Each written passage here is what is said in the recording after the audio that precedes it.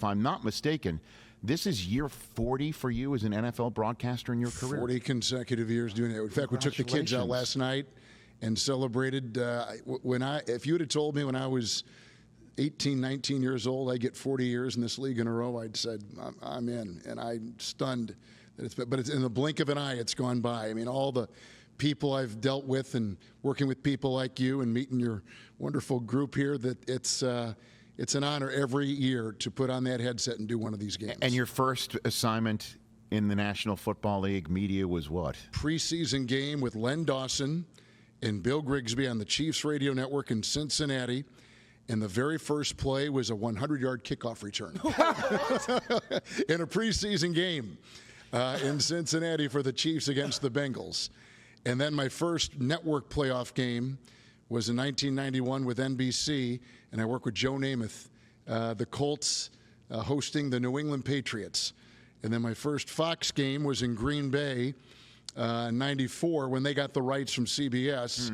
I worked with Jerry Glanville, and it was the Packers against the Minnesota Vikings. So I've got these little marks along the way, but everyone remains very, very clear in my mind, and I'm so appreciative of the time I've had in this league. Tell me the first airport post-game, get-together with Jerry Glanville. You got one? I mean, that had to be something, right? He races cars and trucks, and like he did. He may not be now. Well, Elvis rides the trucks. Elvis, yes. So. But I'll tell you an interesting story about Jerry Glanville. Please. We began with the Packers, as I mentioned before, at Lambeau Field in 1994 against the Minnesota Vikings. And Sterling Sharp was holding out. And the Vikings and all teams that visit Green Bay stay in Appleton, which is 20 miles south of Green Bay. So we had to drive on that Friday down to Appleton and meet with the Vikings. We drove back to Green Bay, and Glanville is already complaining, why are we driving to talk to these guys? I know what's going on. And then the worst was having to stake out the hotel on Saturday night before the first game of the season to see if Sterling Sharp was going to show up in the contract holdout with the Packers.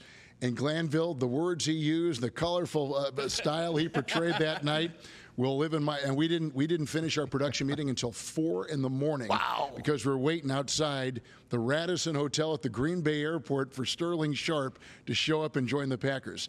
I can't even recall if he did or not, but I do remember Glanville's reaction to it all. But didn't you have an inside source as to whether that was going to happen or not? And something did not click. The inside source fell flat for me when I needed it most. Are you serious? You called did you call your dad and say what's up with? Because your dad was the Packers president for how long? He was the Packer president from '89 and then through the 2007 season. So he hired 2 Hall of Fame, Pro Bowl, and Super Bowl head coaches, 2 Hall of Fame and Super Bowl winning general managers. Right. He was there when they had to trigger the trade for Favre. He was there when they decided to trade up and draft Rodgers. So he was there, and then they rebuilt Lambeau Field. So he really did some remarkable things. But you would think when his son was doing the game in his big network debut that he could have shared just a little bit of insight in what they were doing with Sterling Sharp. Dad? Nada. Crickets. Nothing. I got nothing. So business is business. Business is business. That's kind of what he said. He goes, I couldn't say anything. It was at a very delicate part of the negotiation. Your favorite call that has nothing to do with football? A streaker, a squirrel? What is it? Cat. So many. The cat. Which one? Which is your favorite? Kevin? Well, since Ron Westwood won, yes. In addition to Roku, I would say that the Monday night game between the Rams and the 49ers in Santa Clara, a horrible game. It was not only unwatchable, it was almost unbroadcastable. Okay. And this guy ran out on the field, and that kind of began the succession of that happening. Mm-hmm. It sparked, right? It wasn't just one of them. No, it was very organic. Right. In fact, we drove back to the San Francisco airport, and I thought I was finished. I thought I was thought it was done. Because you talked about the clothes that the individual was wearing? Yeah, clothes and what he was doing. And he was tackled by the gendarmes out there who were very, very lax in their security. And they let him run around for like a minute. He was unencumbered. He just was out there and taking off things. And luckily they got him before he took off, the whole shebang. So the whole shaboozy. So anyway, but he's probably still in the clink and has not seen the light of day since. And we have continued on with this Monday night circus that we're on. Dude, I'm telling you, but I'm sure found out within a half an hour that everything was not only fine, but everybody was praising you. I'm not praises. I'm not a social media person. I leave that to my 3 daughters, and they will tell me if something that is down there that I need to see. Yes. But the guys did tell me on the minivan ride back to the San Francisco airport. Yes. That it was being received, and I was more worried about the NFL because they don't want us talking about this. Is radio, yeah, right? So it's right. So you don't see the face, you don't see what the guy's really doing. You can just kind of have fun with it. And the game was it was third quarter. It was hard to call. Now sometimes you do realize that in your endeavor that sometimes you need to bring your energy to the equation because it is still an entertainment product. You're calling the action. Yes. You're there for nuts and bolts and telling people down and distance and what have you. Yes. But you still sometimes have to realize I can push the gas here a little bit, have a little bit of fun. I had a similar situation in a draft one year when Brian Anger got drafted as a punter, and you're sitting there in third round Radio City Music Hall, and it's late in the day, and you're kind of barely seeing people staying awake in the draft stands, and they drafted a punter, right? And I just told Mayock, I'm taking over this segment, and started and screaming and how punters are people too, and whatever. And I was wondering how is that going to actually be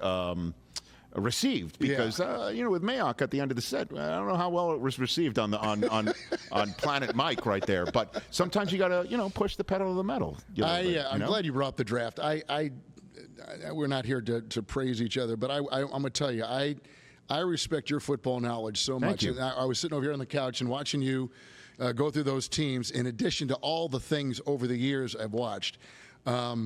When they give that next Roselle Award, I hope your name is on it. And I mean that sincerely. I mean it. I'm going to start the push. I was thinking about this the other day when I got a call from your people to come on. I said, this is your voice has been so synonymous with the NFL and the NFL Network, and now Westwood One in hosting our Monday night broadcasts. There is not a more identifiable voice and face. Kevin.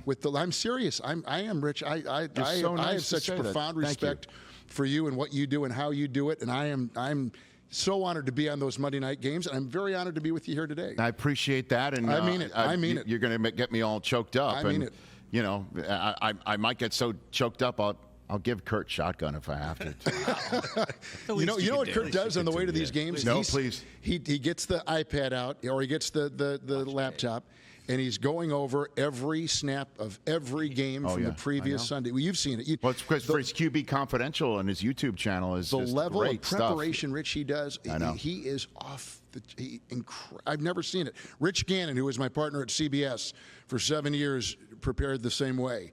And I guess it's these quarterbacks who maybe come from not the big glitter and glam of being a number 1 overall or a first-round pick, and they've got to work their way, and because of that, they've become what they've become. Gannon went on to the Super Bowl, won an MVP. We know about Kurt's story, certainly, and I think they just have to work harder, and it shows with the kind of preparation both those Rich Gannon and Kurt Warner have prepared more than any 2 analysts I've ever worked with. Catch the Rich Eisen Show every single day on the Roku channel, 12 to 3 Eastern, for free.